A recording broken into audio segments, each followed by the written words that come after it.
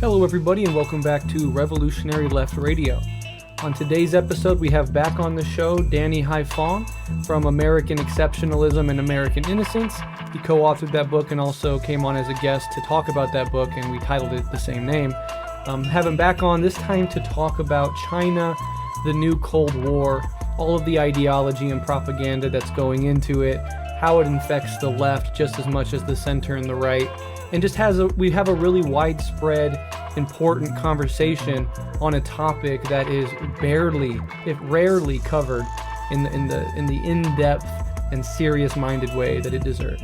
So Danny's coming on today to do just that. Really fascinating conversation. And as always, if you like what we do here at Rev Left Radio, you can sign up on our Patreon, and in exchange for a couple dollars a month, you get access to bonus content. So without further ado, let's get into this wonderful conversation with my friend Danny Haiphong on China and the new Cold War.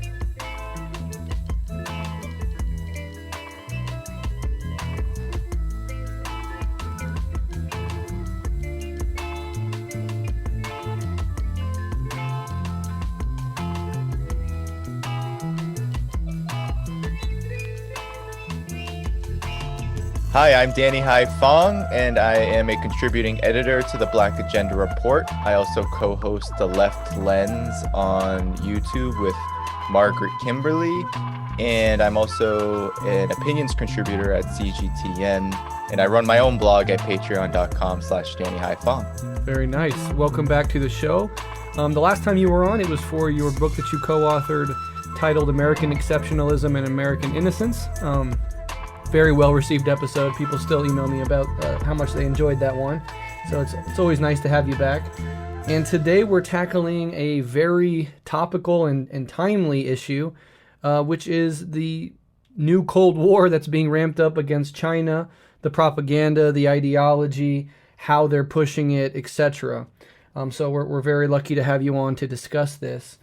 And I guess first and foremost, the way to probably start this, and I know most people listening will probably already have a feel for why this topic's important, but for socialist and anti-imperialist, as a way to open up this convo, especially here in North America, why is it important for us to care and to know about what's happening with China and its tensions with the U.S. and the West at large? Well, that's such a good question, and there's so much really to cover, even in this one aspect of it. Why is it so important for us to pay attention to China, and why is it so important for us to pay attention to this new Cold War? Well, let's just start with China. China will be the top economy in the world. According to a lot of economists, in purchasing power parity, it has already surpassed the United States. But in GDP terms, still has a little bit of ways to go. But it's not a matter of if, it's a matter of when China will be the number one economy globally. And this is, I think, quite historic given the fact that China is a socialist country, meaning that it has a planned economy under the direction of the Communist Party of China, which not only follows a socialist ideology, but also socialist principles. And we can see that with its campaign of poverty alleviation, its emphasis on public ownership of the commanding heights of the economy, including and really importantly, finance, and a real emphasis on the development for people and not just for private profit, whether it's in the massive investments that China has made in renewable energy, where I think more than 50% of all renewable energy production and consumption resides, and high-speed rail, where China is the world leader in high-speed rail several times over. China also remains an underdeveloped country, so there is this contradiction where its per capita GDP is still just 1/5 of the United States. And if we really look at this conflict, which is often looked at as a conflict between equivalents, there really is no such equivalency. The aggression toward China is unilateral. It's led by the United States and its allies. While there is this innuendo that, for example, China is stealing intellectual property and being aggressive in its own seas, those are constant talking points, but they don't change the fact that China remains surrounded by 400 U.S. military bases, and that the United States and its allies really do see the containment and downfall of China, but primarily the United States sees the downfall of China as the principal objective of its military policy. So I think for all of those reasons, it's really important to pay attention to China. And I think there's so many intricacies and connections that can be made just within that brief summary. Yeah, absolutely. And I think we'll get into more of the geopolitical and economic threat that it poses to U.S. hegemony throughout this conversation. But I do like to lay this out because, we have a wide audience, people all over the left, some of whom would, not necessarily agree completely with the idea that China is socialist. But my point is, even when it comes to these discussions, it actually doesn't really matter whether you personally believe China is socialist or not, to take a principled anti-imperialist stand and to deconstruct the propaganda ramping up to a new Cold War. Did you want to say anything about that to maybe parts of the audience that might not be convinced of that claim, why this issue is still utterly important for them to care about? Sure. I mean, we can just look at the form that this new Cold War has taken, which is led by the United States, and how dangerous it really is. The United States has really ramped up in all aspects of its political, economic, and military strategy a plan to at the end of the day, overthrow China. So if people want to disagree with, or if people on the left want to disagree about China's socialist character, I say that's up to them to decide, but they should really study the question further and try to do a real analysis of that question. But we have to really look at how U.S. imperialism is the principal aggressor, and how China is, and I've been trying to do this in my last several pieces, how China is so interconnected globally to the overall struggle against imperialism, right? So we can look at all sorts of examples. The arrest of Huawei's CFO Meng Wanzhou, for example. The principal accusation against her is that Huawei was violating sanctions against Iran.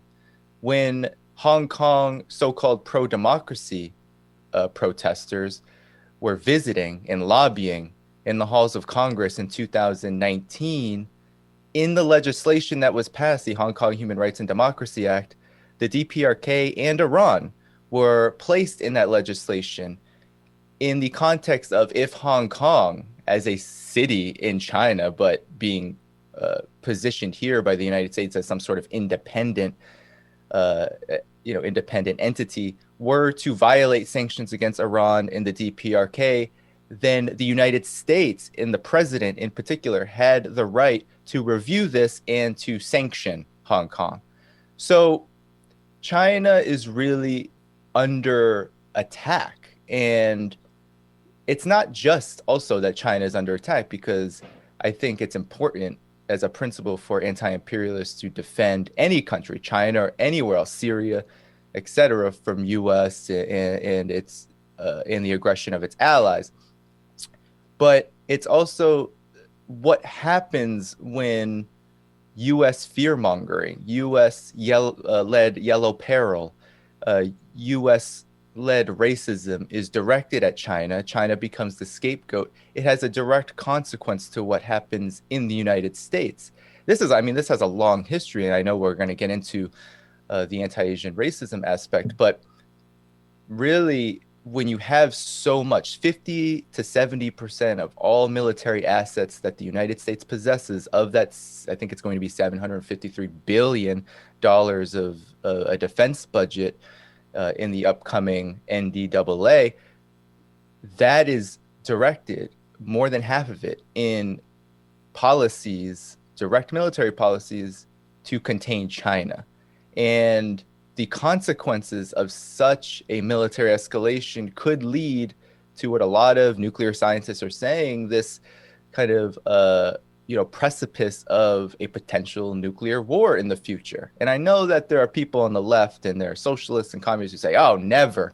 China is too important to the economy. China is too important too interconnected. It's also too adversarial, and it's too powerful at the moment. There are a lot of people who think this, but at the same time, I think that just shows the bias and the prejudice toward imperialism, which needs to be challenged in the sense that the US can never be trusted in the international arena or any arena for that matter when it comes to these questions.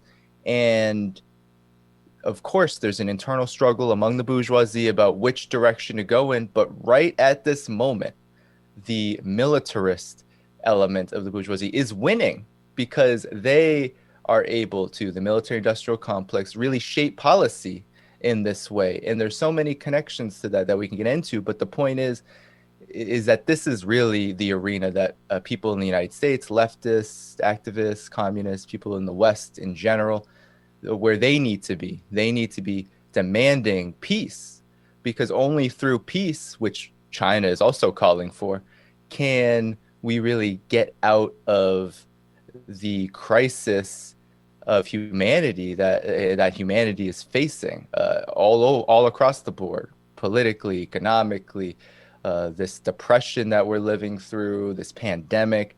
Only through peace between these two countries can any real solution to the pressing problems facing humanity be devised and implemented on a scale that can really address them and eradicate them. Yeah, incredibly well said.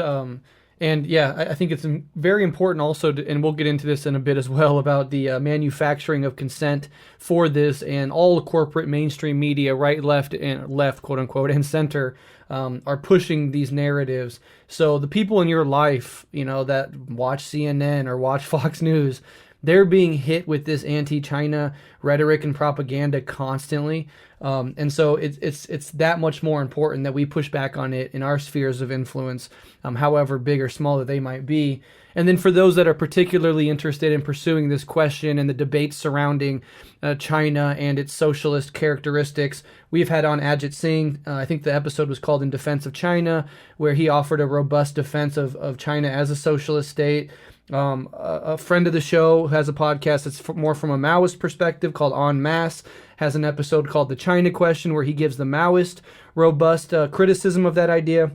It's a fascinating, interesting debate to get into, and I know many people on the left are interested in it, so I encourage people to pursue that, and as Danny said, think critically for yourself through these questions. But moving on, I want to talk about, and I think you mentioned it a little bit in the opening, this sort of wave of anti-Asian hate crimes and how this is all connected. And over the last year, we've seen lots of these hate crimes and violent, brutal, stomach-churning attacks on innocent Asian citizens. And it got so bad that Congress had to actually pass a bill trying or attempting to address it. Can you talk about where this anti-Asian racism comes from? And maybe if you have any, share your thoughts on the bill itself.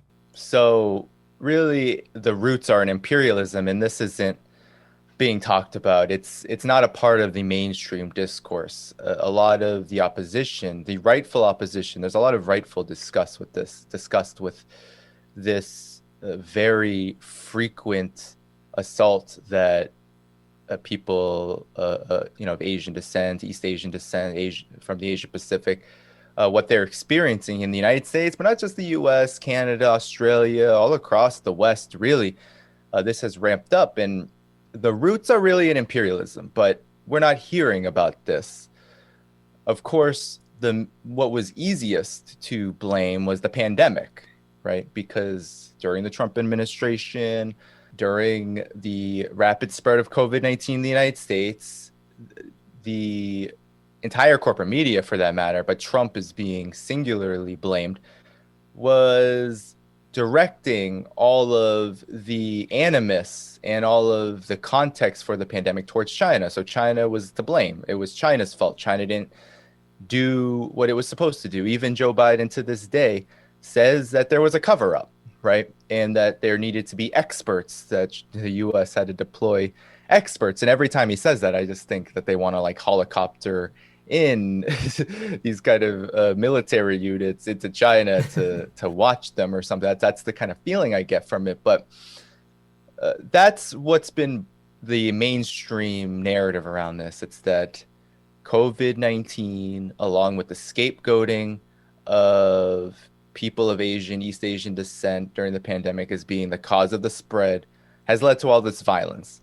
But it erases, I mean, that completely negates this immense history that the United States in particular has. And you can focus on the United States in this way in relation to how racism toward people of Asian descent, a specific kind, because we know racism is baked into the system. We know, I know, I'm sure your viewers have listened to so many of your episodes where you talk about this with your guests. The roots of this society are in racism and white supremacy, genocide of indigenous people, enslavement of Africans. And there was another part of this too, and that was that the US, as it was expanding westward, as it was colonizing and really building these massive super profits from slavery, it was also working with European colonizers in the early to mid 19th century during the Opium Wars to carve up China. And that's the context for the massive migration that came afterward.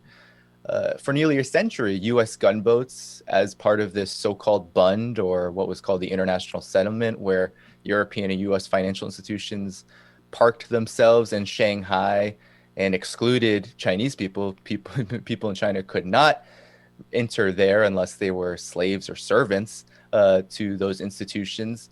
And that brought forth this century of humiliation that China talks about, right? This massive displacement, massive impoverishment of the population, which led to this mass migration to the United States, where Chinese laborers worked the railroads and built key infrastructure in the United States, only then to become subject to a vile form of yellow peril, which Europe, Germany, what is now the UK, the British Empire, was also championing.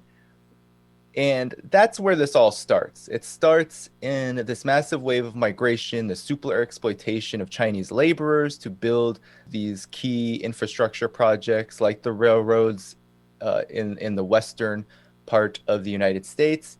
And Chinese laborers were then scapegoated by government officials, and even, and this I think has a lot to do with why the left in particular in the United States has so much animus towards people of East Asian descent.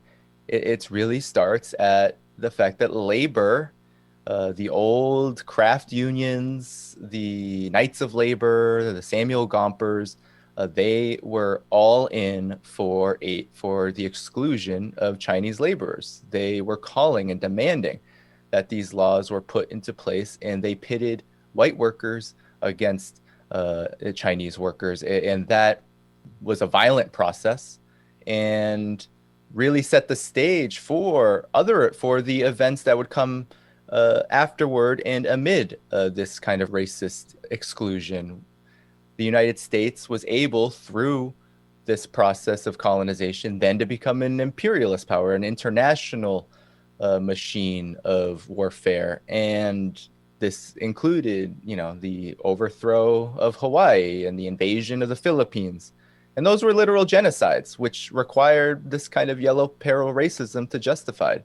Indigenous peoples of both nations were decimated and placed under direct occupation of the United States. And then we can go on and on and on in the US's imperialist history as it became the largest capitalist economy, as it became the imperial overlord of the system.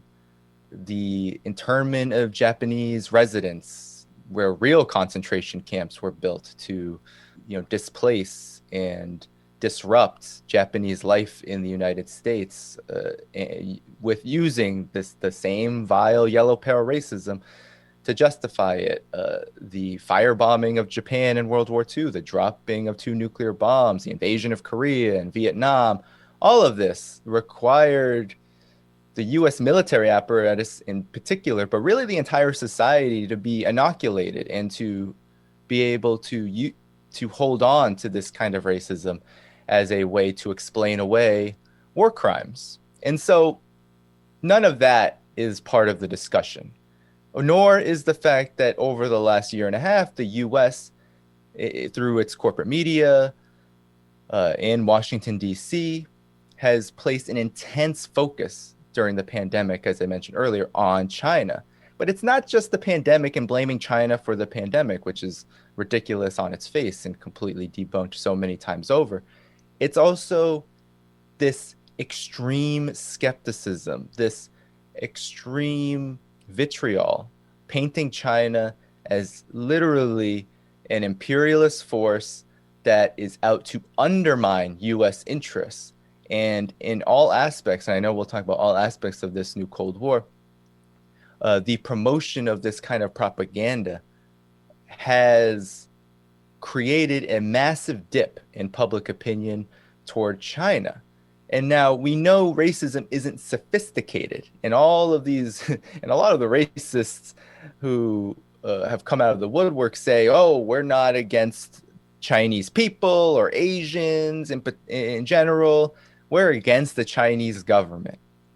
That is the same thing as saying, "Oh, yeah, we're not racist toward black people. We just don't like crime. We just don't like criminals," right? It's this kind of coded language that covers up for the fact that racism is not sophisticated in its logic. It's sophisticated in its application.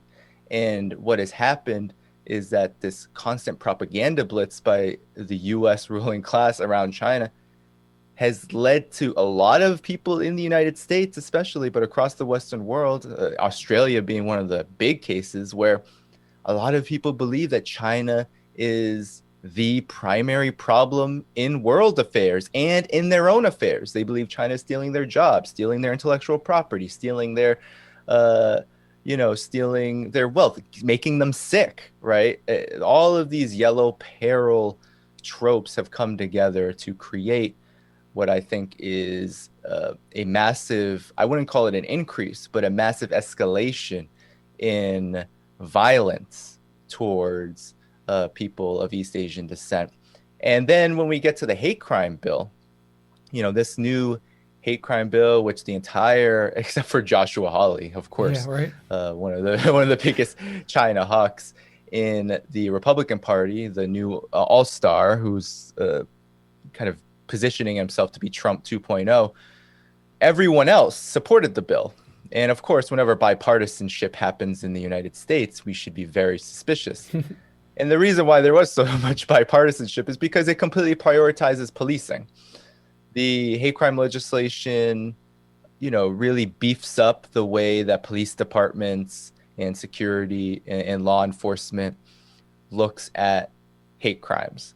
But ever since the advent of hate crime legislation, we've seen how counterproductive it can be because of its focus on incarceration, its focus on giving police more resources to do their job. And in the context of the United States, that means occupying Black communities and brown communities, killing unarmed often, but regardless of being armed or not, Black and brown people at enormous rates, and just enforcing the repression involved in this capitalist system. And so when I think about this hate crime legislation, I think about how dangerous it can be when the focus is on policing, since policing ensures that oppressed people are the targets of this, and not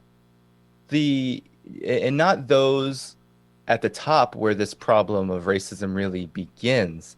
And I think that in 2018, when the police themselves were made a protected class subject to hate crime legislation in the Protect and Serve Act of 2018, I think that is all we really need to know about how hate crime legislation is not the answer. Actually, it's not even a part of the answer, because we know that the source of the problem is not being addressed at all, whether it's in the roots of the imperialist society or whether it's just on the basis of who actually is responsible for this violence.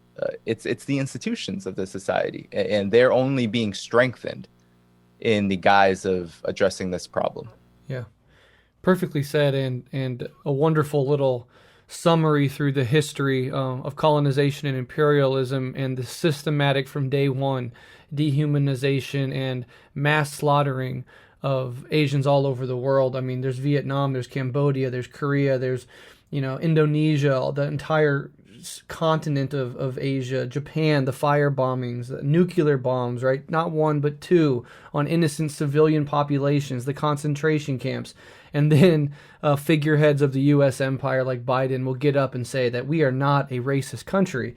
And, this anti-Asian sentiment and violence is an aberration and something that is antithetical to American values. It would be funny if it wasn't so blood-curdlingly evil. And just yesterday in Biden's little State of the Union type address that he did, he says stuff like, we're in competition with China to win the 21st century. I mean, that is a sociopathic perspective to have on the world. And that's actually one of the only times where there was applause from both sides of the chamber was when Biden, said out loud that he's going to maintain a substantial U.S. military presence in the Indo-Pacific to counter China. And, the America can rule every ocean, every landmass, every continent as much as it wants. But China trying to have some sort of control over just its local corner of the globe, the South China Sea, for example, becomes another thing to present as some nefarious attempt by the Chinese communists to take over the world. So all of these accusations are false on their own, but they're particularly laughable when they're coming from the U.S. empire. And the dehumanization, it's part and parcel with American imperialism, that it's part and parcel with the manufacturing of consent for any conflict. You have to dehumanize your enemies, and that's what's happening. And the anti-Asian hate crimes that we're seeing, as you alluded to, is a result of that systematic and centuries-long dehumanization process. So, do you have anything to add on that before we move on? Well, I'll just say that it's I think hearkening back to our point, because I think it's worth reiterating about why leftists, socialists, communists should care about this regardless of their disagreements, whether they're legitimate or not, regarding China, is exactly that history you outlined and that I attempted to outline. This quest for hegemony in the Asia Pacific is an inherently violent process, and it continues to be so. I mean, Guam, for example, Hawaii, these are U.S. colonies. I mean, and this is something that I think really needs to be understood from the basis of what it means to engage in the struggle for peace and self-determination, and how new Cold Wars, they're always violent. The Cold War led to tens of millions of people dying, a lot of them in Vietnam, Laos, Cambodia, as you mentioned, Korea. And so that is where imperialism is always heading. And that violence, I mean, it continues to this day. And so all of the policies we see, from U.S. policy in Syria, Africa, all over the African continent, all the violence you see in these kind of policies, China is really in the rearview mirror of what the United States is really plotting and hoping to achieve. Yeah. Absolutely. And the context for all of this is what we've mentioned several times, and it'll probably be a part of the title of this episode, which is this new Cold War, or the Cold War 2.0. You pointed out, I think right there, that just because something is a Cold War doesn't mean that it's nonviolent. In fact, the Cold War against the Soviet Union took the form of countless, brutal proxy conflicts. So while the U.S. and the Soviet Union never, were directly at war, they were ravaging the globe. The U.S. was, largely destroying entire countries in the pursuit of trying to keep in check the Soviet Union. So, don't confuse Cold War with nonviolence. It's never the case.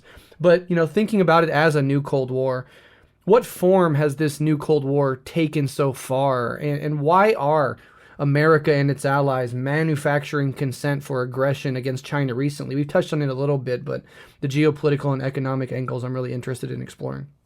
Right. And there are many aspects, there are many forms, but they're all interconnected. Mm-hmm. And the primary objective of the United States and its allies, principally the United States, because many of its allies are acting as junior partners, right? Because whether you're talking about Japan or they're talking about India, or we talk about Australia. None of these countries have the ability to ascend, right? At the current, I mean, we're seeing what's happening, the tragedy in India around COVID-19, just a reflection of its own internal woes. Australia as well, kind of selling itself to the military industrial complex in the United States, and really shooting itself in its own foot in regards to China, trying to decouple almost economically from China when China makes up the majority of its trade volume. So it's really a US-led project, and Joe Biden articulates it pretty clearly when he says that he wants to build alliances that that have the capacity to contain China and prevent, as he said in that same speech to Congress, to prevent some sort of autocratic Chinese century, right? He was talking like the neocons of the Project for a New American Century, saying, no, we're going to keep the project of a new American century. We're not going to let the Chinese overtake us. Not on my watch, he also said, I think earlier in his administration. So there's so many forms to this. And the overall objective is to arrest China's ability to become this top economy in the world, to become the biggest producer, the biggest economic power, to prevent it from becoming a superpower in its own right. And I mean, it's a flurry. It's dizzying in some ways, because one of the most difficult things to do is to build connections among so many of the policy areas where this new Cold War has fallen and is characterized by.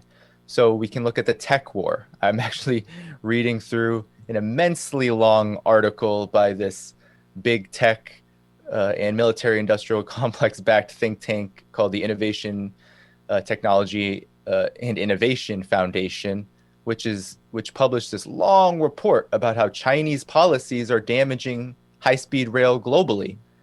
And in it, I think it makes this essential point that I think it's really important. It's really important to remember and constantly remind ourselves of as we're hearing this anti-China propaganda blitz, is that the capitalists themselves, the magnates of capital in big tech, in the military contract, in the field of military contracts, military production, in all spheres, finance, they are looking directly at China's state-owned capacity, its state-owned economy, its state-owned enterprises in particular.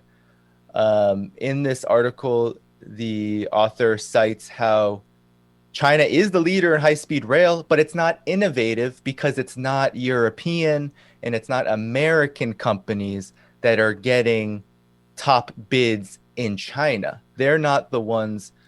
They can go into joint ventures, but they can't control the industry. They can't take advantage of the Chinese market in the way that they want to. And I think that's really at the crux. That's really at the root of the problem that the United States sees. The United States saw China for so many decades during the reform and opening up period as an inconvenient ally. Every administration would say, yes, we're happy to do business with China, but we hope that the exposure that the Chinese are getting to the free market economy will lead to the development of quote unquote democracy, right? This democracy versus authoritarianism. And that hasn't happened. What China did, and what is really at the root of this new Cold War, is that China used and utilized and collaborated with countries all over the world, from the US to Japan to Germany to Canada, with their corporations, absorbed the technological know-how and demanded that if US investors, Canadian investors, Japanese investors wanted to work in China and take advantage of this massive labor market, that China had the right to gain access to the technological developments, the R&D, all of it, so it could build it itself. And that was known since the beginning. China didn't go into this like, let's say, in Ecuador under Lenin Moreno, goes into international finance and development. It didn't say the country's open for foreign investment and you can do whatever you want, right? No regulations, no taxes. No, that didn't happen in China. China said the CPC said, no, we need to develop our own infrastructure, our own capacity. We have problems of development, and we need to do this because it's what's best for the country, for the people, etc. And that is, I think, the primary reason that the United States and its allies are so bent on disrupting this process, because now China is on its way to becoming the biggest economy in the world. And now it has ambitions not to be like the United States, not to be like the West, not to be like an imperialist power. I think that would simplify things a lot. I think the US would find a lot of common cause if China had similar ambitions to the United States.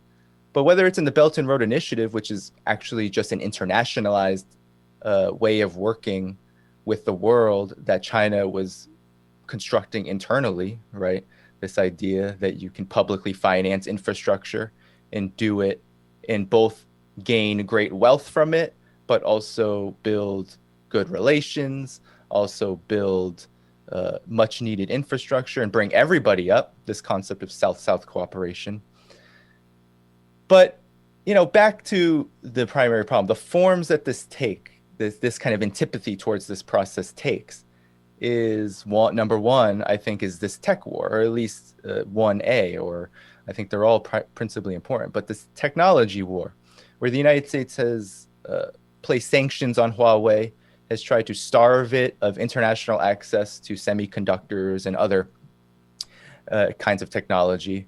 Huawei, the biggest tech corporation in China, leads the world in patents and is on its way to 6G by 2030. All of these monumental achievements, the United States sees that corporation, but also just China's tech development in general, as a huge threat. I mentioned the arrest of its CFO, Meng Wanzhou, who's still in house arrest in Canada. And then there's this color revolutions, the proxy wars, the human rights, humanitarian interventionism, with regard to Hong Kong and Xinjiang. That's led to things like sanctions on Communist Party officials, and an intense ideological war where the United States, is able to frame China as this monstrosity, this country that is built on a lot of the very same things that the United States is actually built on, right? Mm-hmm. Racist antipathy, ethnic strife, and a penchant for expansion. It's this wild national version of psychological projection. Exactly. And actually employing people like Adrian Zenz, for example, a far-right Christian fundamentalist who is, the academic. I don't even want to call him an academic. He's really the quote-unquote intellectual equivalent of Mike Pompeo, right? Yeah. These evangelical right-wing Christian fundamentalists who see China as basically everything, basically their worst nightmare, everything that keeps them up at night, right? It's socialist, it's non-white, it's full of, it's 1.4 billion Chinese, and it doesn't ascribe to, hardline Christianity, doesn't even allow it in the country, right? And then there's what we talked about before, right? This build up in the South China Sea, this militarization of the Asia Pacific, the constant transfer of things like anti-aircraft missile carriers, these plans to build an anti-China missile network in its neighboring islands, the Taiwan issue, which has been, decades upon decades in the making. Mm-hmm. That's a huge point of this new Cold War, constantly sending military weaponry to the separatist-aligned government in Taiwan. And lastly, it's diplomatic in character too. We saw that in Anchorage, Alaska, when the United States and Tony Blinken, the Secretary of State, tried to lecture China on human rights and democracy. And I guess last but not least, the real lastly is the pandemic. I think that the pandemic exposed so many fundamental contradictions of US imperialism and capitalism, plunged the system into an immediate depression, and exposed how the United States does not have any kind of infrastructure to address what really is just a fundamental problem for humanity that is going to continue to be a problem, right? We're not, even if COVID-19 goes away tomorrow, the same issues that cause things like pandemics to arise or climate change, for example, are with us. And the United States has no capacity, zero, none, under its current arrangement to address them in any fundamental way that can even protect the system from itself. Forget the human needs of people. So that, I think, really makes up this new Cold War web, I guess we could call it, right? The source being real. I think it's very real, right? Real fear of becoming number two to a country that ascribes to socialism, whether people believe it or not. It does ascribe to this. China does ascribe to this socialist ideal. And China also is forwarding a vision out of its ascendancy that is fundamentally antagonistic to how the United States and its allies wants the world to be governed. So, whether it's in the Belt and Road Initiative or this budding Russia-China alliance, or whether it's just the ways in which China conducts finance and development and investment in Latin America, Africa, how it conducts itself diplomatically, it won't listen to US sanctions. All of that is just, if China is allowed to become, right, if it's allowed to ascend past the point of the United States and really be where the entire world, excluding Europe, looks to for its answers economically, then that means that the entire world order that imperialism is hinged on becomes unalterably disrupted and potentially at its conclusion, at its end. Well, I don't even think that's been stated in different terms so many times by prominent U.S. officials, corporate media pundits, the think tank industry, all of it. They've all kind of heeded the warning. The Rand Corporation, they're all sounding the alarm right now about China. Yeah. Yeah, very well said. And I think to summarize what you said beautifully, at the core of the dispute is this economic and geopolitical threat to American hegemony, and the idea that the world will no longer remain a unipolar world with America in charge. And it's not even that China's threatening to make it a unipolar world with China in charge. It's going to make it a multipolar world. And that is unacceptable to the United States imperial apparatus. But instead of coming out and being able to say that, you have to dress it up a little bit to your own population, right? So how do they dress it up? Well, they dress it up in these hyper ideological, very lazy but evocative terms like human rights violations, like our national interests are being threatened, although they never tell you how precisely is China making me and my family less safe. Well, they're not, but if they can just say national interests, it's enough to spook enough people. And then, and we're going to talk about this in a little bit, they're now even getting so hyperbolic as to move beyond mere human rights violations, which is, again, hilarious coming from the United States, but now calling it genocide. So all of these terms is how they sort of dress up this fundamentally, American hegemonic desire to stay completely in charge of the entire world, dress it up in terms that can appeal to, even liberals and maybe even some progressives, which gets us really perfectly into this next question, which is centered around just that. And we know that why centrist corporate Democrats and right-wing reactionaries may hate and fear China. But anti-China sentiment is also alive and well on the so-called left. So, in your opinion, why are so many left-leaning progressives and even socialists so hostile to China? And whose interest ultimately does their rabid anti-China rhetoric serve? Very good questions. Well, to begin, the U.S. Has always had a problem in regards to race relations, white supremacy, and that problem has not been thoroughly addressed by those who call themselves the left and socialists. In fact, they're not immune to it, and they haven't been throughout history.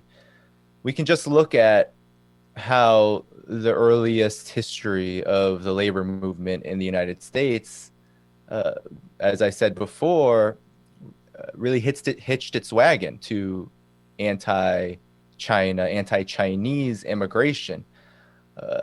People like Dennis Kearney, this Irish immigrant and labor journalist who called himself a socialist, was a part of helped form the Working Men's Party on the West Coast in California, one of the emerging labor organizations in the late 19th century.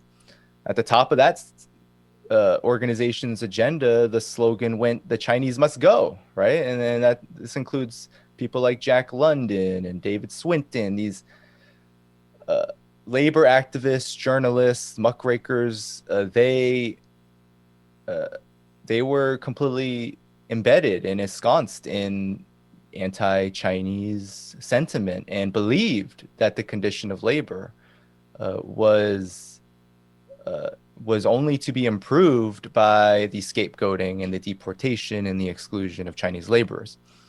But of course, it goes much deeper than this, because we're seeing today that even though there are many who don't even understand those roots, there are many who still kind of go along with this new Cold War against China, believe that China is this equivalent or even a superior foe to the United States.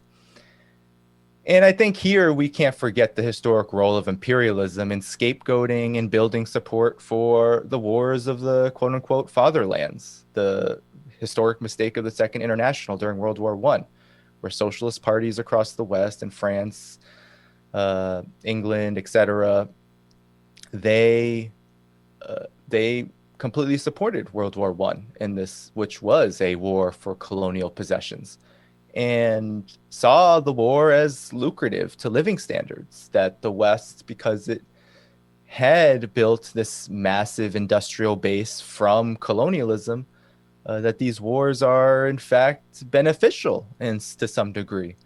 And so racism provides a mere ideological fuel for them, a real justification and a real superiority complex at the root of racism.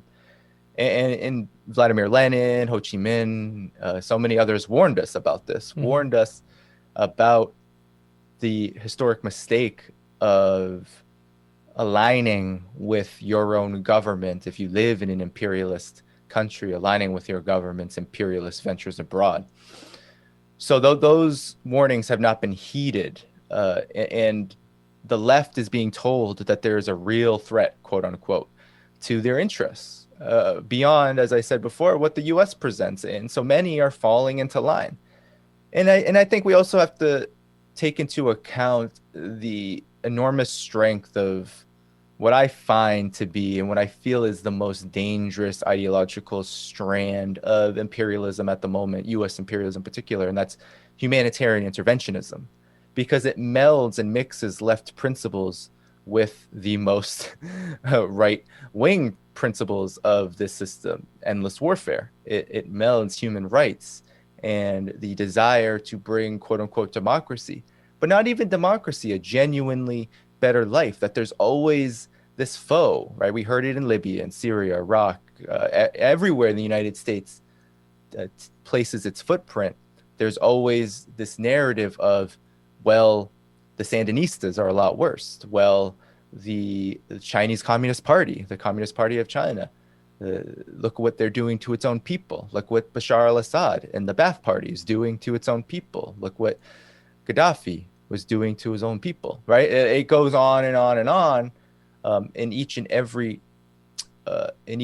scenario, to convince a lot of people on the left to really pick up the mantle in a way that they know how. Because I think there's been a lot of, as we talked about in our discussion about American exceptionalism, American innocence, there's a lot of forgetting because, I mean, we have to be honest. The situation of the left, of the socialist movements, of the world communist movement in the United States is at a low point right now. And so those who are coming into it, as I said, are picking up the mantle in a way that they know how. One that actually doesn't take much struggle at all. It doesn't take any struggle at all, right? There really is no work involved in picking up the fight of the imperialists, of doing a quick Google search and looking at all the Reuters articles and looking at the numerous,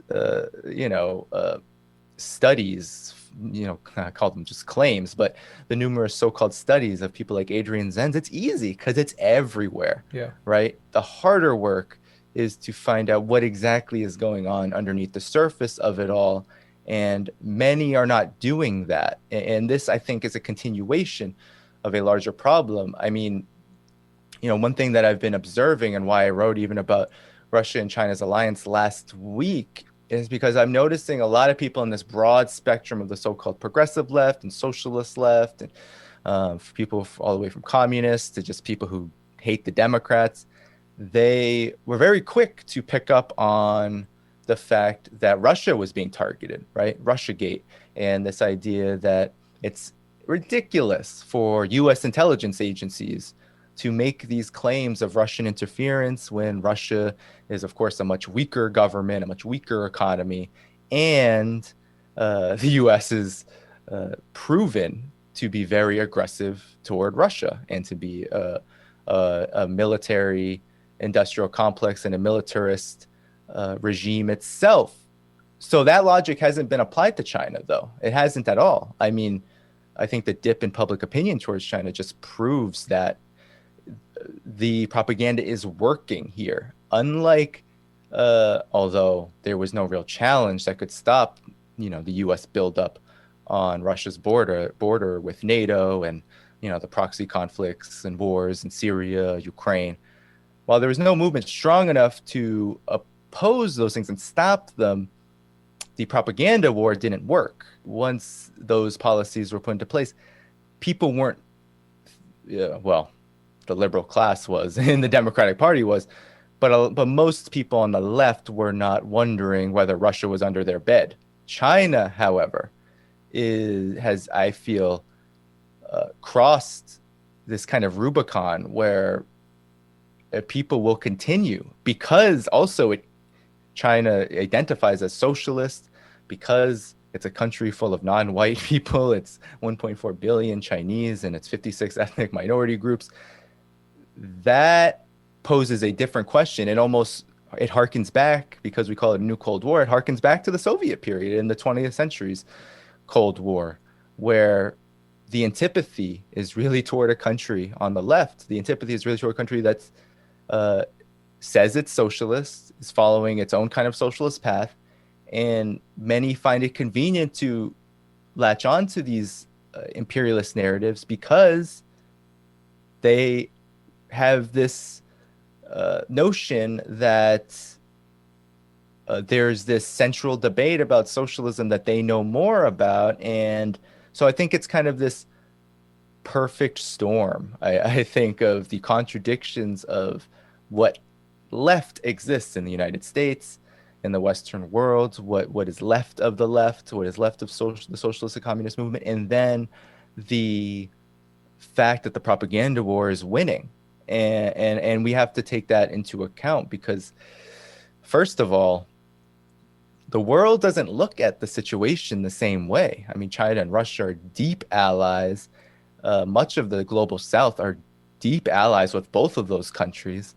And it's just not, I feel like because priorities have been so diverted and shifted here in the United States among the proclaimed left, that the point is being missed, right? The point is being missed. We're not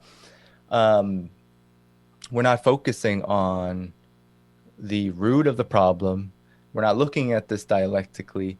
and we're not looking at it with the materialist approach. So yeah, I guess that's where I feel like um that's where I feel like the aggression that leftists have towards China stems from. And I think we know who it serves. It really does serve the ruling class. I mean, it serves this network that's being developed with all the way from the evangelical network and Axios and Adrian Zenz and these kind of folks, these think tanks like ASPI. Of course, it serves them. It serves their funders, the military industrial complex, Raytheon, Lockheed Martin, Northrop Grumman. They have just it's just so lucrative for them because every tack on to the US so-called defense budget is usually in relation to China at this point over the past several years. It's $20 billion more here to build an anti-China missile network,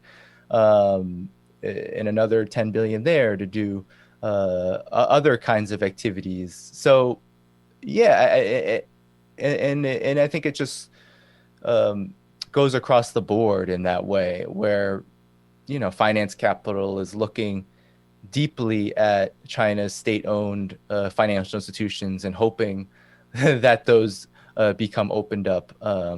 And the more aggressive things become towards China and the tighter the noose on China becomes, I think the whole ruling class sees a potential for, even if China can't be overthrown right away, it can be weakened to the point of maybe garnering concessions. To me, it's a fantasy. It's not based in objective reality. I don't think every time the U.S. becomes more aggressive towards China, just as it became more aggressive towards Russia during the Trump and Obama period, we saw the kind of convergence, right? The strengthening of the U.S., of the China-Russia relationship, and a real focus by China and by Russia on building partnerships and allies with global South countries as an alternative, right? Which then brings this question of dollar hegemony into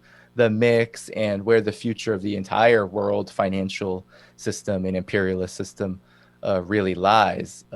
How the contradiction of the more aggressive the U.S. becomes toward China, the more likely it is that the world builds an alternative to the United States. And then that gets me into, and this is what I think my message to anti-China, leftist, socialist, communist should be, is that the longer that scenario goes on, the less confident we should be in the US's restraint. I guess that's my principal message, is the longer that China and Russia are able to develop a multipolar world, as you said, a world where the global South is really the focus, right? Where the wealth in Africa and Latin America and Central Asia, where that wealth is being bargained for and being negotiated by countries that see themselves as equals, that see themselves as having a kind of common history,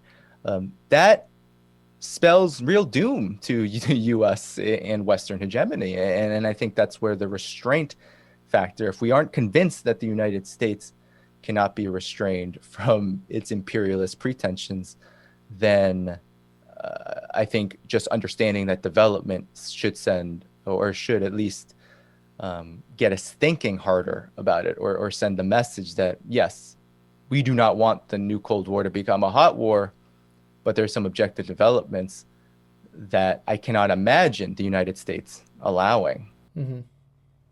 Yeah, very well said. And I really like that point you made about dialectics and materialist analysis. The materialist aspect is really zooming out and looking at the base class and imperial interest beyond the rhetoric, beyond the propaganda, looking at whose interests are really at play and how are they pursuing them. And then the dialectical aspect is to understand China in the totality of connections it has with the rest of the world, with the global South, its opposition to Western imperial hegemony, etc., and forming an analysis of the situation that learns from the totality of the web within which the China situation is located, and not trying to isolate China as if it is separate from those global conditions, and assessing it on those vacuous and in a vacuum terms. So I think that's really important. And then just how easy the pitch is on the left and the right in the U.S., in part because of the anti-communism that is beaten into every American's head. It is very easy to red bait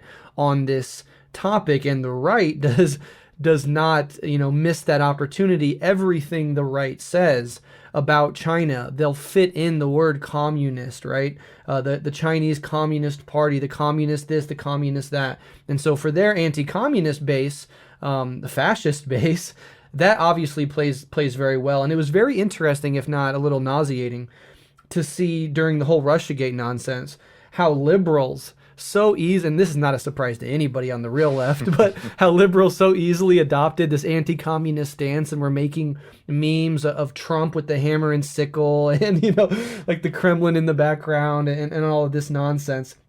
So the way anti-communism is marshaled on each side, and, with the liberal Russiagate aspect, Russiagate really was the liberals' version of the big lie, in that it sought to explain the election of Trump in a way that distracted from the Democrats' utter failure and played into this idea that this is not who we are, right? So you blame a foreign adversary with all that historical Cold War anti-Soviet rhetoric already in American minds.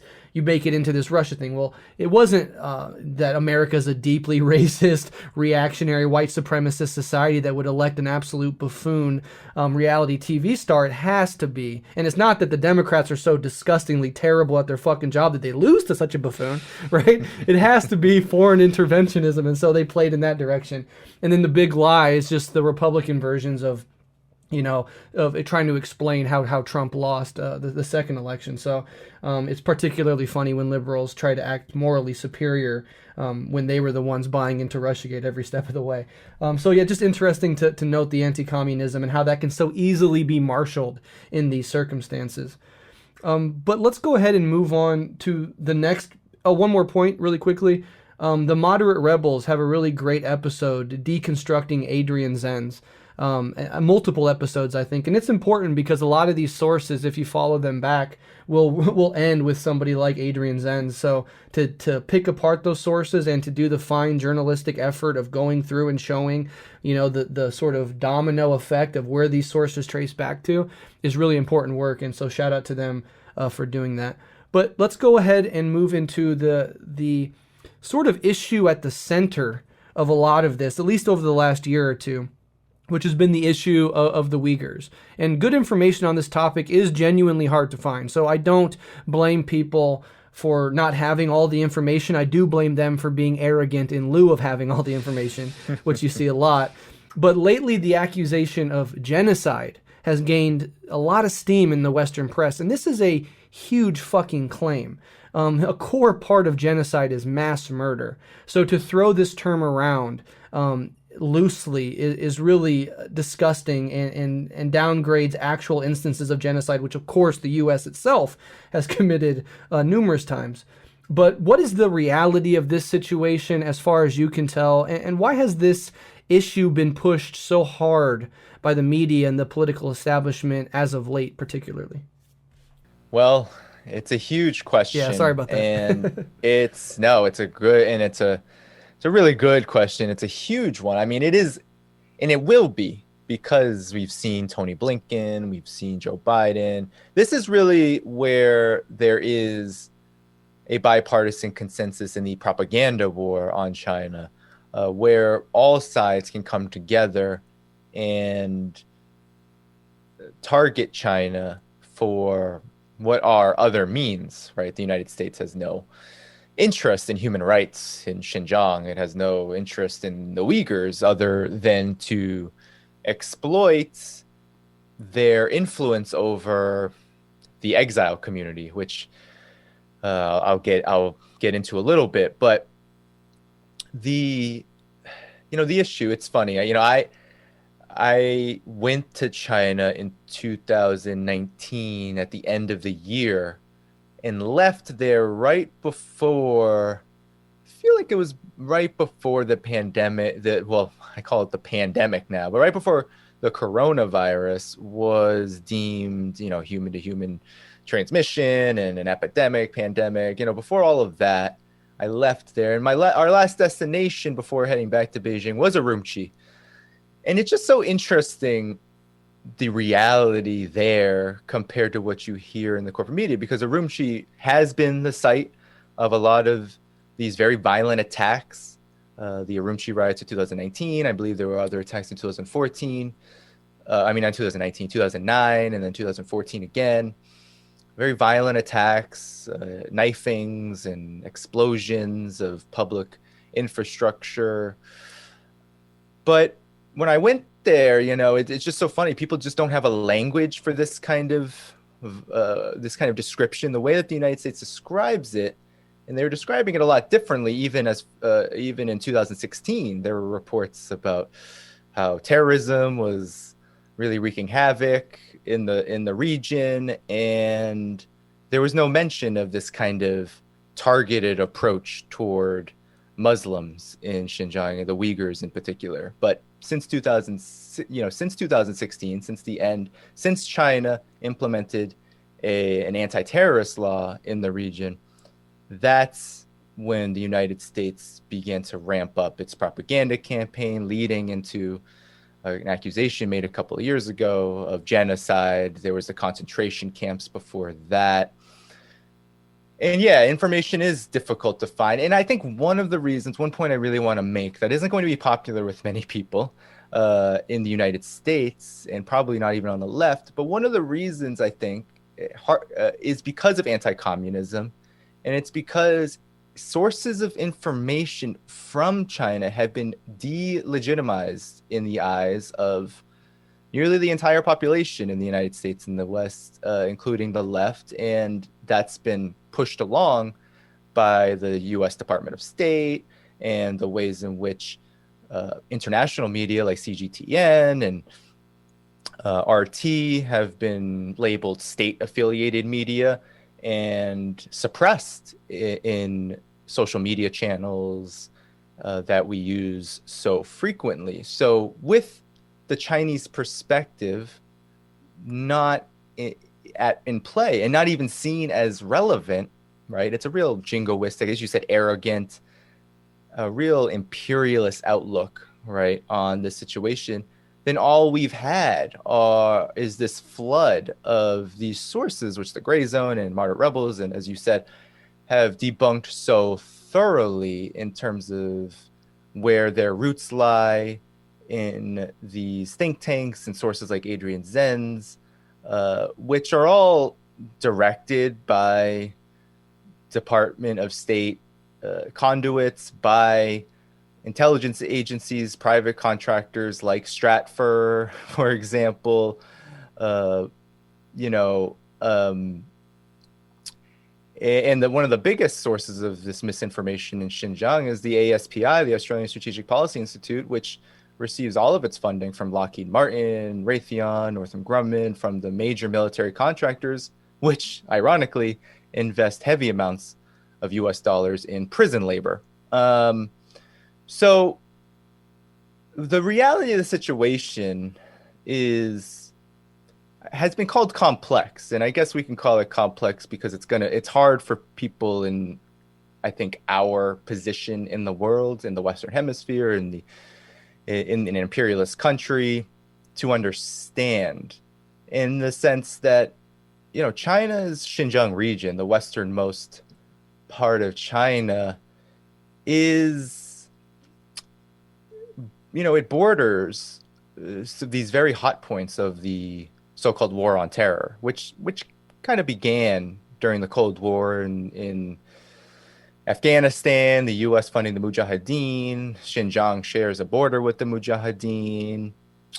That history has played a role in Xinjiang's reality over the course of many decades. And so literal, actual, I guess we would call them terrorist attacks, but these violent incidents where these fundamentalists, we can call them jihadists, we can call them Al-Qaeda affiliates, whatever we want to call the ETIM, now known as the Turkish Islamic Party, whatever we want to call them, they committed many acts of violence in the Xinjiang region. And so thousands of attacks occurred between 1990 to 2016. And after the anti-terrorist law was put into place in China in 2017, I believe it was, that's when we started hearing about how bad things were there. But when I was there, I mean, the reality, it seemed very bright in Urumqi in particular, but Xinjiang in general. You could see we took a train into the region. You could see that there was a lot of attention to development. We talked to people, and people genuinely believed their lives were getting better, and that even if they had criticisms of some government policies, that they ultimately consider themselves part of the country. And we didn't hear anyone really say differently. And so that gets into the fact that the United States has used the Uyghur exile community, which has a long history prior to the Chinese Revolution. It has a long history in the U.S.'s support for the KMT, for example, warlords. The Uyghur exile community, which a lot of which lives in Turkey, and now many of which are being kind of recruited into the United States, because the United States has invested a lot in these foundations, these kind of conduits for the propaganda war, the Uyghur Human Rights Project, the World Uyghur Congress, which is the umbrella organization. These organizations are far-right institutions which seek to separate Xinjiang from China proper. They believe that China is East Turkestan, and the overall goal is to make an independent statelet out of Xinjiang, which is completely contrary to no one that we spoke to in Xinjiang or in Urumqi in particular wanted that. And what's so interesting is that, all of these sources are funded by the same National Endowment for Democracy, the U.S. State Department. We can go on and on and on. That's where the sources of information are.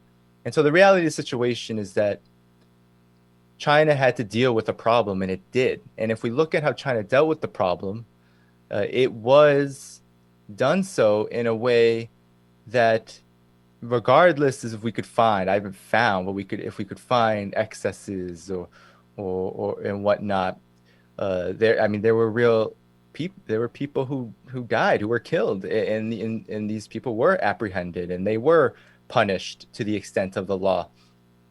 But overall, how the problem was addressed in a mass way was through education and employment and development. And that was the overall strategy for how to eradicate the source of this kind of far-right, for lack of a better term, jihadist fundamentalism, which has been such a huge problem for the overall region.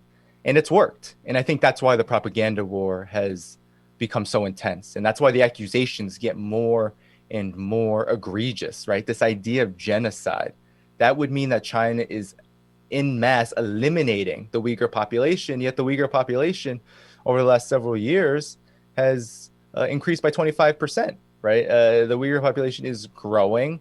And for so many years, up until recently, I believe, up until the last couple of years, the Uyghur population and all ethnic minorities in Xinjiang were exempt from the one-child policy.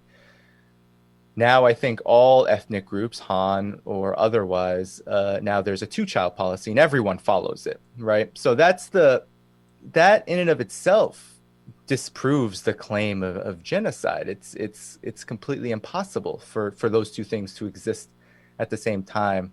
And so the reality situation, we could call it complex, but really, I think at the end of the day, it's China's jurisdiction, right? China has addressed a border dispute, a problem relating to its own borders, a problem relating to its own domestic politics, and none of what it has done policy-wise could be compared to what the United States has done in this larger war on terror context, whether it's Guantanamo Bay or whether it's the unilateral invasions of of, more than a few countries, Afghanistan, Iraq, etc., or whether it's in the massive surveillance regime that targeted Muslims in the United States. None of that has been done to a scale or degree in China. And so the reality of the situation, I guess, it's much more tame. It's not the hellscape. It's not this kind of horror story that we are told that it is. And it's important for us to realize this. But this issue has become, and I want to definitely say this issue has become toxic, right? It's almost impossible to talk about this issue without being called a genocide denier or to be completely discredited as someone who is apologizing for China, right? For its so-called human rights violations. And I think that's very troubling. And I think it really speaks to how anti-communism is turned into this dystopic, right? The old totalitarian fantasy, right? That China, because it's so inhumane, we can believe anything that's told about it, right? We saw that during the pandemic when, I came back from China, and then the pandemic, the coronavirus, before it was called the pandemic at that time, it was starting to spread. And people would ask me, hey, did you see people eating bats in China? Like this very racist, totalitarian fantasies that people have become enacted in real life on this issue. And it completely negates what the real point of all of this, the reality of the situation is that there's no genocide. There really is no crimes. When we look at where the world is on this issue, Muslim majority countries, global South countries, all agree with China's approach. It's not an easy thing to address, right? These violent attacks in your country coming from a border region, that's not an easy problem to address. But whether it's Cuba to all of the Muslim majority countries, they have voiced their support for China's policy. All the Western countries, Europe, the EU, the United States, Israel, they have come down against China. And that picture, that map, if people can picture a map in their head of what that looks like, I think just shows what this is really all about. It's not about human rights. The reality of the situation is that this is about separatism. It's about trying to balkanize China, a fantasy, another fantasy of the anti-communists. They want to see Xinjiang split from China, not just there are a lot of valuable resources in Xinjiang, but it's really about the root. It's really about how Xinjiang is the gateway to Kazakhstan. It's the gateway to Central Asia. It's the gateway to Europe, really, for China, as well as Russia. So if the United States can be successful in cutting Xinjiang off from the rest of China, then it could then in the minds of these military strategists, of these right-wing fundamentalists, their idea is that if that can happen, then China, the project itself, will fall apart, right? It'll I think that there is this underlying dream of a Soviet collapse, and that will be, they're looking, right? Whether it's Hong Kong, but Xinjiang is the big one. They're looking for that. And the accusations against China become more egregious because that strategy is a failed one. Xinjiang is more integrated with China than it ever has been. And the Belt and Road Initiative is signed on by 120 countries, and Xinjiang is already a big part of it. So in a lot of ways, the battle has been lost, but the war continues to wage on. Right. Yeah, so a couple points following up on what you said there. One, the whole balkanization, the separatist movement, that whole thrust, it has precedents already. The conflict with Taiwan, right, which Taiwan is where the nationalist forces went after the communists defeated them in the Civil War. After they teamed up to defeat the Japanese imperialists, Taiwan became, the place that the nationalist forces went to. So it's right wing, it's anti-communist, all that, etc. And then there's Hong Kong, which was a British colony for a century, 100 years. These are little versions of this attempt by the West to get a foothold in that region, a very strong foothold. And if you could balkanize China and then turn that new state into a 100% American Western ally, like an Israel in Asia, right?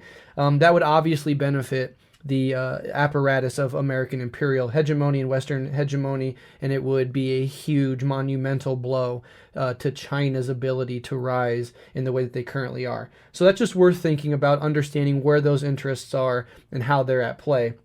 And then the other thing, and the big thing I want to take away, given that good information is difficult to find, and given the fact that nobody, wants to get this issue wrong, if you really care about human beings and you don't want, and you care about the truth, you don't want to get this issue wrong. So I understand reticence and hesitation and all of that, and it should just lead to humility.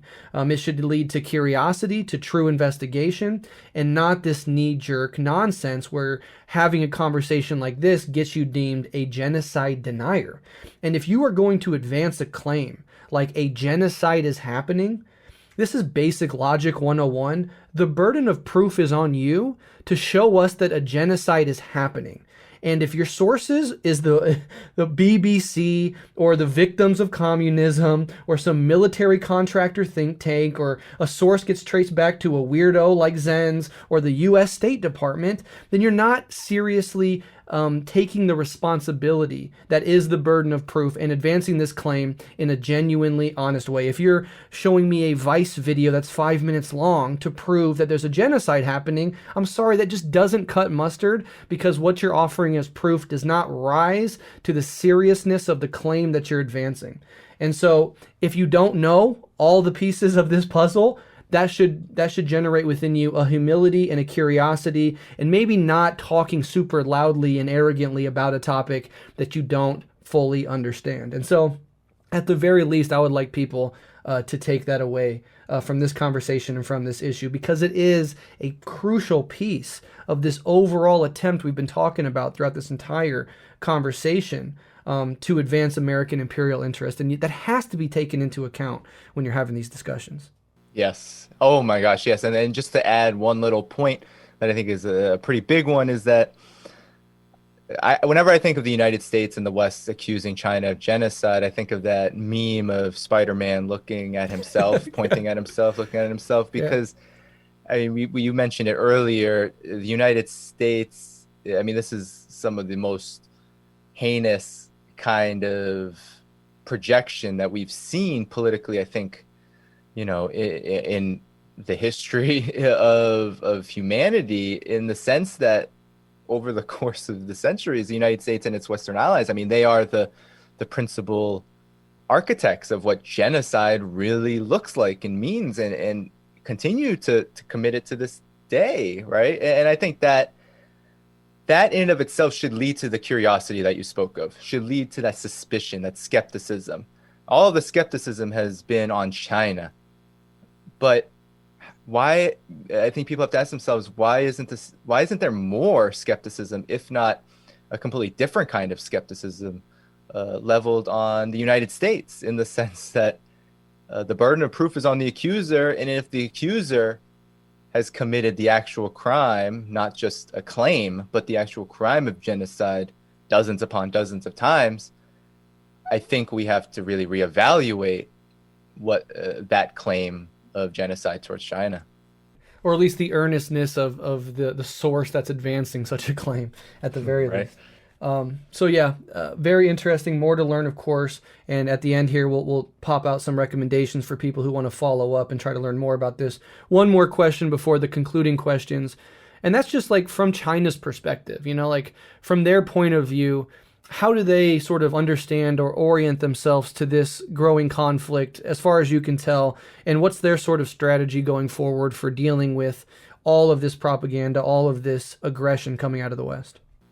Yes. Well, the strategy, I think the response on the Chinese side from China, from the Communist Party, the central government, has been multifaceted, because ironically, as to what pertains to our last issue, the last question, China is a very open country. I mean, I don't think that there is another country in the world, another society in the world that has more connections to humanity than China. I mean, China has deep relations literally with all of the global South and deep relations with the global North. I mean, it truly is a global society. I mean, it's really the epicenter of this globalization thing that economists have been talking about for so many years, with the caveat of having a socialist base, having a government that is directed by a communist party with central planning and a planned economy at the center. So the Chinese strategy, the Chinese response, China's response has been first to emphasize cooperation, right? To emphasize that China is not really interested in any kind of Cold War with the United States, that China believes in globalization, has benefited immensely from globalization by being able to cooperate with other countries, build economic relations with all countries, regardless of political orientation, and advance its economic forces of production, and also its cultural production. Its entire society has advanced in a lot of ways because of it. So that's been number one, I think, is China has, since the beginning, since even hearkening back to the pivot to Asia under Obama, the orientation was, okay, this is your opinion. We find it incorrect, but we still want to cooperate and work together around key issues. As the United States has become more aggressive, though, China has also made a decision that while it emphasizes cooperation, it's not going to be bullied. So there's been a huge emphasis. We saw this during the Anchorage debacle when Tony Blinken and Jake Sullivan, the national security advisor, lectured Chinese diplomats about the secret sauce of America. After that debacle, we saw China immediately meet with Russian diplomats, with the foreign ministry, and talk really deeply about things like color revolutions and dollar hegemony. And so there really is also an emphasis on responding to the United States and its allies in a way that not just benefits China, but benefits also the world, right? So figuring out how to work with countries, work with allies who are interested in the same things, who are interested in this multipolar world, who are interested in raising the standard of living of the global South, which remains completely impoverished from imperialism, and figuring out how to defend each other, right? That's the color revolution bit, but it's also across other areas like sanctions, unilateral sanctions. So I feel like those have been the two key aspects of how China has responded to the new Cold War. And, I think China has avoided, from its own perspective, any kind of ideological war. The CPC is not trying to export its ideology. It's not trying to, pass out the constitution of the Communist Party of China to every government that will work with it, right? It's not trying to emphasize its superiority in any way, and to work with other countries to have a similar kind of governing system. What it's doing is, I think it's the main sort of emphasis and drive behind China's response is to continue on its own development path, which is to become this modern socialist country by 2050, continue to achieve all of the objectives on its 5-year plans, and move forward, and then treat the global situation as a reflection of its domestic situation. So Chinese affairs is for China, other countries, their affairs are for them. China is not going to interfere, and does so very, I mean, this is very serious. It's not something that's just abstract. It's not just words, right? China works with governments all over the world, regardless of its political orientation. And a lot of people on the left, who I think are a little misguided, but they see that as almost a betrayal of socialism. But I think, given the global situation, given the delicacy and of the global situation, and given the rabid character of U.S. imperialism, looking for all opportunities to punish China legitimately, China is doing everything it can to pursue its own agenda, which I argue, and I think the Chinese perspective also would argue, is more peaceful, is more cooperative, is more in line with the needs and the interests of humanity, whether it's in its emphasis on a clean environment, on infrastructure development, South-South cooperation, all of these kind of principles, poverty alleviation. That, I think, is the main impetus for China's response, is to continue on with that agenda and to respond in kind to the United States and its allies when necessary. China has been very firm on these issues relating to Hong Kong and Xinjiang. There really is no, even though some people may think China is tame in this regard, there hasn't been any wavering. China is very firm on opposing these egregious claims on China's own internal affairs. And when it comes to global matters, China is pretty firm in continuing to do what it feels is best, what the China, Communist Party of China feels is best, what the central government feels is best, which is to try to figure out how to lessen the risk of this pandemic, try to figure out how to ease global tensions so wars don't break out, trying to figure out how to get around sanctions because sanctions just kill people and starve economies, and then to figure out this massive problem of climate change, which, contrary to what many people say about China, China never criticizes itself. China never, the CPC, all these anti-communist memes of China, you can't criticize anything that the government does. It just doesn't show any basis in reality when, China has only invested an enormous amount of money and resources in trying to clean up its own environmental situation, and in by extension the world's precarious environmental situation. So in any event, I think that's really the Chinese perspective, is cooperation, forwarding an agenda that it does have. All nations have agendas, but doing so in a way that follows a different set of principles, I think, than what I think we're used to in the United States and the West, where it's hegemony now and unilateralism only.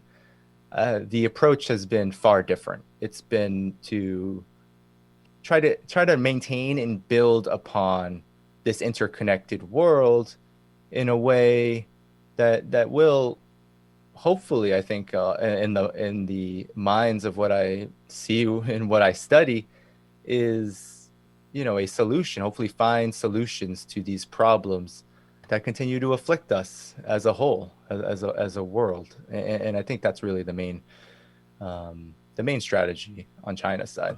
Yeah, incredibly interesting. So if you could leave us and our listeners with a main lesson or a point to take away from this discussion, what do you hope that it is? That's the hardest question of all, but it's been such a far-reaching conversation. I mean, because this topic is so, it is a daily conversation that people are having. Unfortunately, it's being led and driven by and dominated by the forces of reaction, the imperialists, the ruling class. And I think what I want people to take away from this conversation, and the main lesson, is that China is not our enemy, right? I've been trying to do as much organizing, I guess, as possible in a pandemic situation with No Cold War, which is this international campaign to try to build bridges. You can find nocoldwar.org. You can find all of our work, Black Alliance for Peace as well. I think the main lesson is to first work for peace, right? To not just question the sources, but really come away from a conversation like this wanting to fight for a real kind of peace, not peace as some people, whenever we hear that word, we hear, people think about hippies and just ending the Vietnam War or something. No, but a real peace, a peace that also includes justice and also includes, these questions of power. And so I think when we talk about these issues, we always have to be going back to those questions. And so we should come out of this with a deepened curiosity and a real desire to look upon China not as this yellow peril monstrosity that is seeking to undermine the very concept of good itself, the very concept of humanity itself, but as a country full of people, a country with its own government, its own path of economic and political development that is potentially an ally, right? It's 25% of the world, which, regardless if people agree that its government is an ally, there's no other way to approach the situation if we want a better world, if we want to wrestle free of imperialism. We're going to have to learn how to conduct ourselves in the international arena as we build up our own struggles here at home, as we engage in class struggle, as we engage in anti-racist struggle and class struggle. They all go together. But as we engage in these struggles for liberation and socialism and justice here, we're going to have to learn how to conduct ourselves in regards to the international arena. And there's no better question right now than China and this new Cold War on China, because it does hit on every single aspect of U.S. foreign policy, of imperialism as a whole. And it gives us a large terrain, a really wide terrain, to flex those kind of muscles, to be able to learn how to do this again. Because the left, as we spoke about earlier, has lost its capacity for many different reasons. If it had it to a large extent throughout the U.S.'s history, it never really had it to a large extent. There have been amazing cases and inspirational moments, but to a large extent, in the U.S., the class struggle has neglected this very important question of self-determination and peace, and what that means in this moment in the 21st century, when the United States is on this precipitous decline and the imperialist system is really in its kind of twilight moment of stagnation, stuck in its own mud, really, in its own contradictions, and really crying out for this kind of movement and this kind of political development. So I hope out of this conversation that we can move forward to that. Yeah. Well said, and the dying beast of U.S. hegemony, the fact that it is in this protracted process of dying only makes it more dangerous, more likely to lash out. You cornered a sick animal and it's going to lash out. And I think we're sort of seeing that. We're going to continue to see that, unfortunately. But with the pandemic, with climate change, with so much of what we discussed, I think nature itself, civilization itself, is putting more pressure on our species to rise to the challenge of becoming a global civilization. The global problems require global cooperation to come up with global solutions, and rabid capitalist nationalism, imperialist hegemony, the U.S. military apparatus, the fascism and colonialism that its legacies are tied to. These are all things that work in the exact opposite direction. And so we have to keep that in mind, as well as what we mean when we say peace for the entirety of the 21st century and for posterity, because the fights that we're fighting today are going to shape the world that the people in the future live in.